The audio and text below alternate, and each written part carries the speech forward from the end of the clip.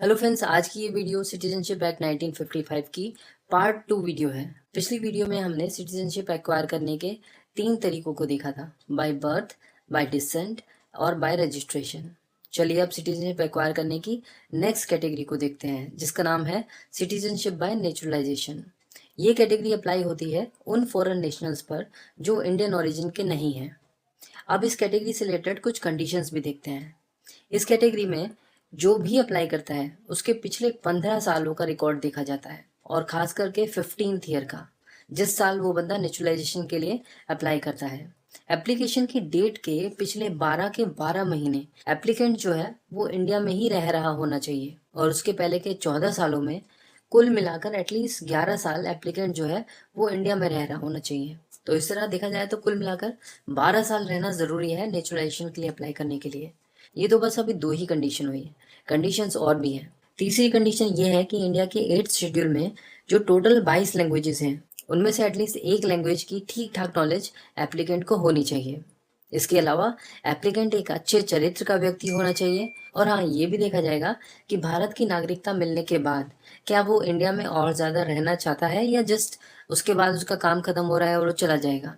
But इतना सब करने के बाद भी ऐसा हो सकता है कि एप्लीकेंट की नेचुरलाइजेशन की एप्लीकेशन रिजेक्ट हो जाए। एक्चुअली बात यह है कि इंडिया सिर्फ उन देशों के नागरिकों को नेचुरलाइजेशन के थ्रू नागरिकता देता है जिन देशों में भारत के नागरिकों को भी नेचुरलाइजेशन के थ्रू उनके देश में नागरिकता मिलती हो।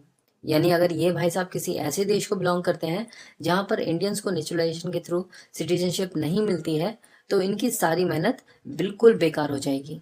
और हाँ, क्योंकि इंडिया में सिंगल सिटीजनशिप का कंसेप्ट है, इसीलिए जैसे ही इन्हें भारत की नागरिकता मिलेगी इन्हें अपने ओरिजिनल देश की नागरिकता छोड़नी पड़ेगी।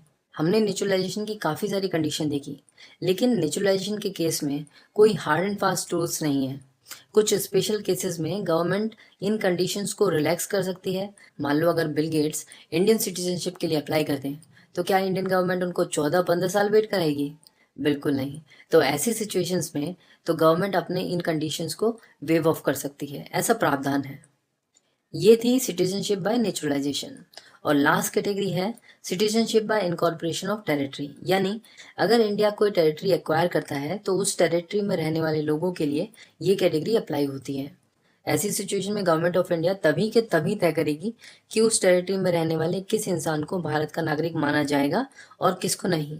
अब थोड़ा सिटीजनशिप एक्ट के अमेंडमेंट के बारे में बात करते हैं। वैसे तो सिटीजनशिप एक्ट 1955 को पार्लियामेंट ने कई बार अमेंड किया है, जैसे कि 1957, 1960, 1985, 86, 1992, 2003, 2005, 2015 और अभी रिसेंटली 2019 में भी। 2019 में जो अमेंडमेंट हुआ है उसके ऊपर काफ़ी हल्ले हुए हैं, तो उससे रिलेटेड थोड़ी जानकारी हम यहाँ पर देखेंगे। 2019 अमेंडमेंट जो है वो लिंक्ड है 2003 के अमेंडमेंट से। देखो, सिटीजनशिप एक्ट 2003 में अमेंडमेंट के थ्रू एक टर्म ऐड की गई थी, वो टर्म थी इलीगल माइग्रेंट। और पहली बार ये डिफाइन किया गया था कि इलीगल माइग्रेंट्स कौन होते हैं।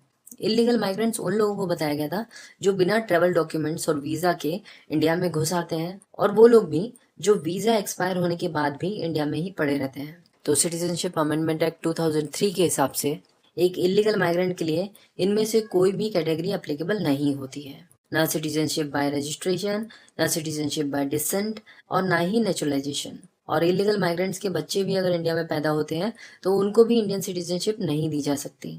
और सिटीजनशिप अमेंडमेंट एक्ट 2019 में यहाँ पर यह बदलाव हुआ कि अफगानिस्तान, बांग्लादेश और पाकिस्तान, इन 3 देशों से अगर हिंदू, सिख, बुद्धिस्ट, जैन, पारसी या फिर क्रिश्चियन कम्युनिटी के लोग अगर बिना ट्रेवल डॉक्यूमेंट्स के यहाँ पर आते हैं या फिर वीज़ा एक्सपायर होने के बाद भी यहाँ पर रह रहे हैं, तो उन्हें इलीगल माइग्रेंट नहीं माना जाएगा।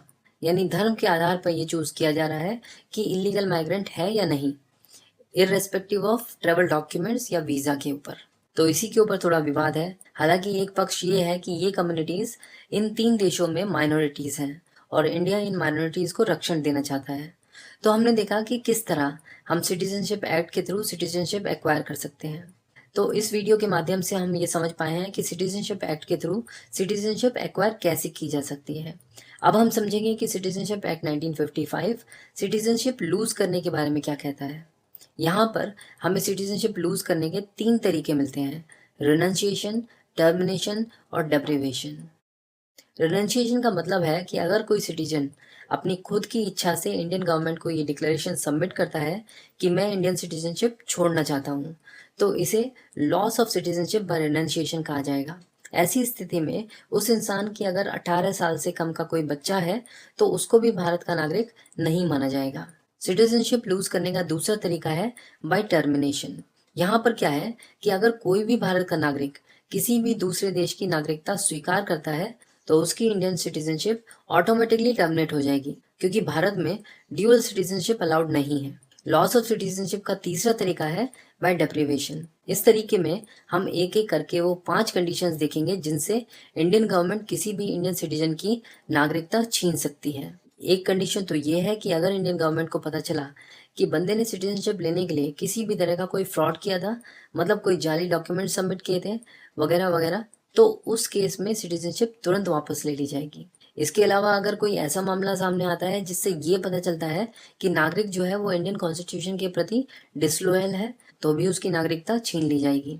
इंडियन सिटीजनशिप उस कंडीशन में भी छीन ली जा सकती है अगर पता चले कि कोई नागरिक वॉर के समय दुश्मन देश के साथ किसी भी तरह का कोई इलीगल कम्युनिकेशन या फिर ट्रेड में सम्मिलित पाया जाता है तो भी।